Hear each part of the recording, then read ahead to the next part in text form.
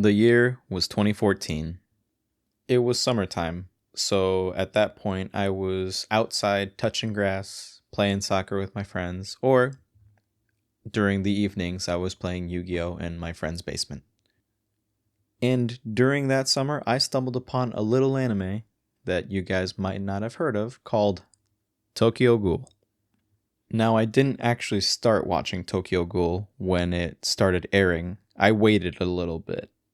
And it's not like I really had a choice to wait because in July, I actually went to go visit family in Mexico. So I was gone for probably about almost a month. If not, I think it was 3 to 4 weeks for sure.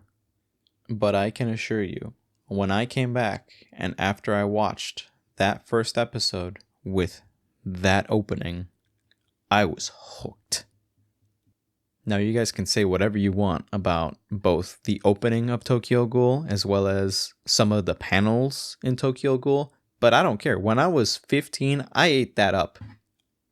Tokyo Ghoul was a series that, for better or worse, I needed at that time. And I say I needed to watch Tokyo Ghoul at the time because it taught me a lot about change, especially seeing the story through the eyes of Kaneki and how much change he went through throughout the story. Like, Ken Kaneki literally had his life turned upside down in a matter of an evening. And despite Kaneki trying his very best to fight the changes that are coming into his life, at the end of the day, he can't. Instead, Kaneki chooses to embrace some of the changes coming into his life and then evolve as a person. And that's something that, again, I needed when I was in high school. So after the first season of the Tokyo Ghoul anime concluded, I read the manga and I read it from the very beginning.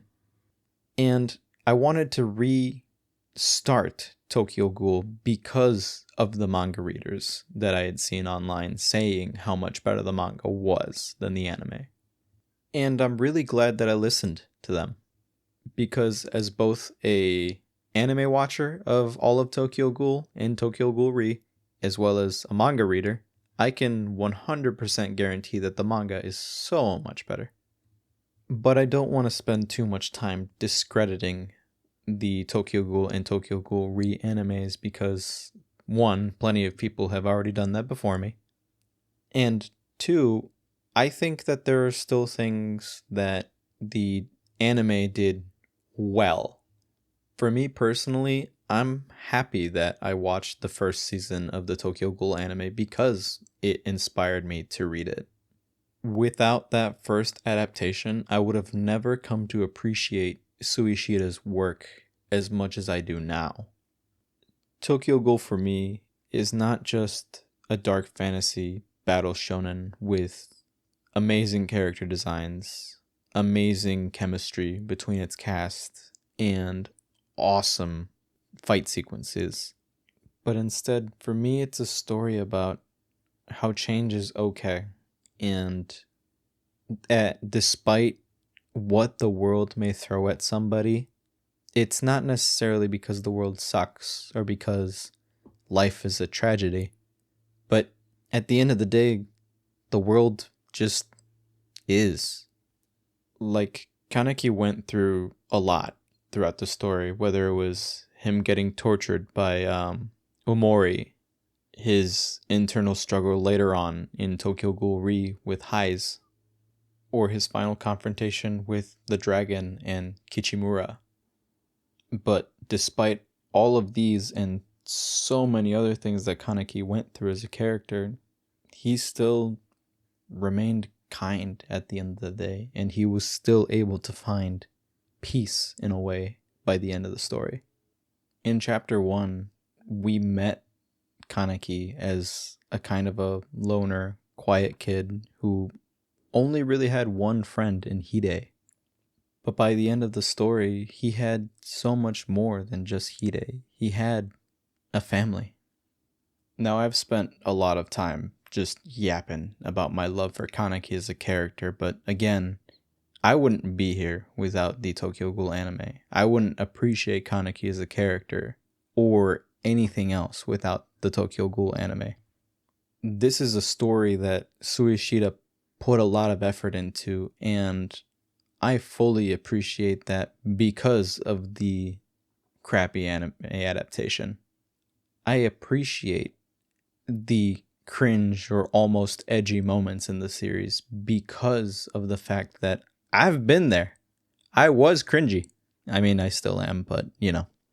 Tokyo Ghoul was a series, well, it still is a series that defines me to this day. And I couldn't be happier that it was the first manga that I had ever fully read. But let me know what you guys think. Have you guys read Tokyo Ghoul? Or did you guys watch any of the anime adaptations? I know a lot of people who dropped Tokyo Ghoul after Route A. And if you guys have watched it, who's your favorite character? For me, it's obviously Kaneki because of how much I identify with him. But I also, in Tokyo Ghoul, OG Tokyo Ghoul, I really like Juzo. And I probably liked him a lot more in Re because we got that CCG perspective. But even at the very beginning, despite how wacky and kind of nuts he was, I still thought he was a good character. In terms of like my favorite characters from Re, it probably has to be Shirazu. I was so upset when, well, I won't go too into much with that one. But then also Takizawa. I was not expecting to see Takizawa in Re, but when he came back, it's pretty hype. And lastly, I'll touch up upon Amon, just because I know he's a lot of people's favorite character. He's still a really good character in my opinion. He's just not one that I identified with as much as Kaneki, despite him being, you know, the direct foil to him. And aside from characters, let me know what your guys' favorite moment or even favorite panel of Tokyo Ghoul or Tokyo Ghoul Re is, because there's a lot of bangers in this. Thank you guys for watching. Tokyo Ghoul is a series that will forever be near and dear to my heart, so I appreciate the support. If you guys like what you hear, please feel free to subscribe, like the video, or share it with your friends. I hope to do a couple more Tokyo Ghoul videos down the road. I just wanted to get this one out since it's October and there's a bit of a spooky nature to Tokyo Ghoul. This has been Sagi Taco, otherwise known as Tiago, signing off. Hasta luego.